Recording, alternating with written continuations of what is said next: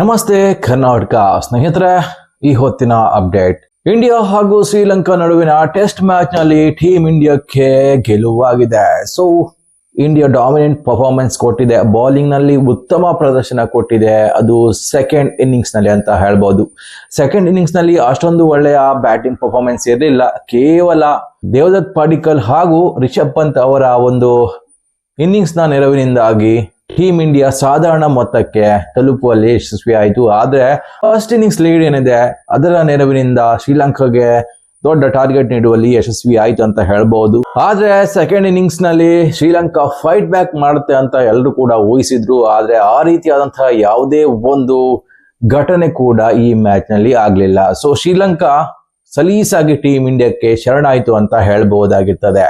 ಇನ್ನು first innings ವಿಷಯ ನೋಡೋದಾದ್ರೆ ನಮ್ಮ ಕನ್ನಡಿಗ DDP ಇಲ್ಲಿ ಮಿಂಚ್ತಾರೆ. ಸೊ 150+ ಸ್ಕೋರ್ ಮಾಡ್ತಾರೆ. ಅದು ಬಿಟ್ರೆ ಧ್ರುವ್ ಜುರೇಲ್ ಅವರ ಬ್ಯಾಟ್ ಇಂದ ಹಾಫ್ ಸೆಂಚುರಿ ಬರ್ತದೆ. ಸೊ ಟೋಟಲ್ ಆಗಿ ನೋಡೋದಾದ್ರೆ ಟೀಮ್ ಇಂಡಿಯಾ ಫಸ್ಟ್ ಇನ್ನಿಂಗ್ಸ್ ನಲ್ಲಿ 462 ರನ್ಗಳನ್ನು ಮಾಡ್ತದೆ. ಇದಕ್ಕೆ ಉತ್ತರವಾಗಿ ಶ್ರೀಲಂಕಾ 284 ರನ್ಗೆ ಆಲ್ ಔಟ್ ಆಗ್ತದೆ.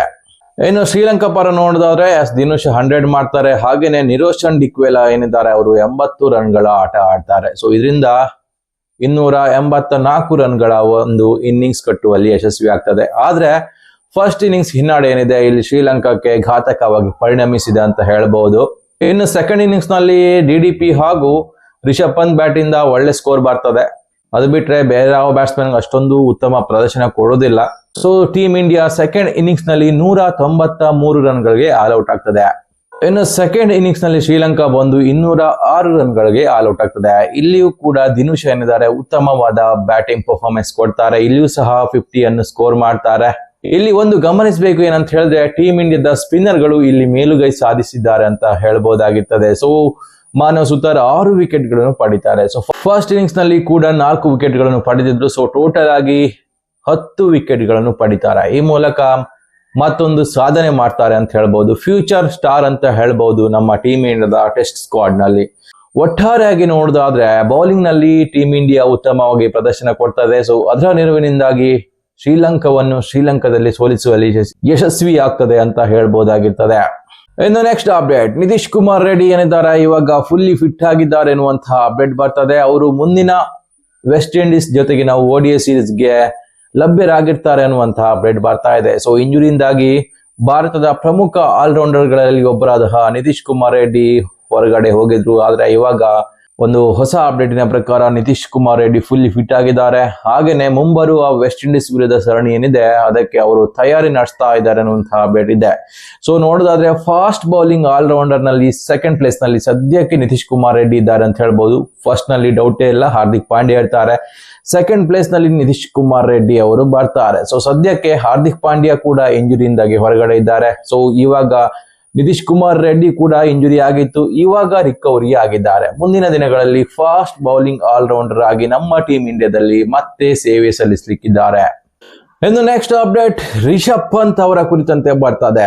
ಒಂದು ರೀಸೆಂಟ್ ಸೋರ್ಸಿನ ಪ್ರಕಾರ ನೋಡೋದಾದ್ರೆ ರಿಷಬ್ ಪಂತ್ ಏನಿದ್ದಾರೆ ಡೆಲ್ಲಿ ಕ್ಯಾಪಿಟಲ್ ನ ಹೊಸ ನಾಯಕನಾಗಿ ಆಯ್ಕೆ ಆಗ್ತಾರೆ ಅನ್ನುವಂತಹ ಅಪ್ಡೇಟ್ ಬರ್ತಾ ಇದೆ. ಸೊ ಟ್ರೇಡ್ ಮೂಲಕ ಪುನಃ ದಿಲ್ಲಿಗೆ ಆಗಮಿಸಿದಂತಹ ರಿಷಬ್ ಪಂತ್ ಏನಿದ್ದಾರೆ ಇವಾಗ ದಿಲ್ಲಿಯ ಹೊಸ ಕ್ಯಾಪ್ಟನ್ ಆಗುವ ಸಾಧ್ಯತೆ ಇದೆ ಅನ್ನುವಂತಹ ಅಪ್ಡೇಟ್ಗಳು ಬರ್ತಾ ಇದೆ. ಸದ್ಯಕ್ಕೆ ನೋಡೋದಾದ್ರೆ ದಿಲ್ಲಿ ಕ್ಯಾಪಿಟಲ್ ನ ಕ್ಯಾಪ್ಟನ್ ಆಗಿ ಅಕ್ಷರ್ ಪಟೇಲ್ ನಿಭಾಯಿಸ್ತಾ ಇದ್ರು. ಆದ್ರೆ ಅಷ್ಟೊಂದು ಒಳ್ಳೆ ಪರ್ಫಾರ್ಮೆನ್ಸ್ ಕೊಟ್ಟಿಲ್ಲ. ಸೊ ಅವರ ಬ್ಯಾಟಿಂಗ್ ಇರ್ಬೋದು ಬೌಲಿಂಗ್ ಇರ್ಬೋದು ಎರಡು ಕೂಡ ಫೇಲ್ ಆಗಿದ್ರು. ಹಾಗೇನೆ ಕ್ಯಾಪ್ಟನ್ಸಿಯಲ್ಲಿ ಕೂಡ ಫೇಲ್ ಆಗಿದ್ರು. ಸೊ ಅದೇ ಒಂದು ರೀಸನ್ಗೆ ದಿಲ್ಲಿ ಏನ್ ಮಾಡಿದೆ ಅಂತ ಹೇಳಿದ್ರೆ ರಿಷಬ್ ಪಂತ್ ಅವರನ್ನು ಟ್ರೇಡ್ ಮಾಡ್ಕೊಂಡಿದೆ. ಸೊ ಆ ಮೂಲಕ ದಿಲ್ಲಿಯ ಮುಂದಿನ ಸೀಸನ್ ನಲ್ಲಿ ದಿಲ್ಲಿಯ ಕ್ಯಾಪ್ಟನ್ ಆಗಿ ರಿಷಬ್ ಪಂತ್ ಅವರು ಆಯ್ಕೆಯಾಗುವ ಎಲ್ಲಾ ಸಾಧ್ಯತೆ ಹೆಚ್ಚಾಗ್ತಾ ಇದೆ ಅನ್ನುವಂತಹ ಅಪ್ಡೇಟ್ ಬರ್ತಾ ಇದೆ.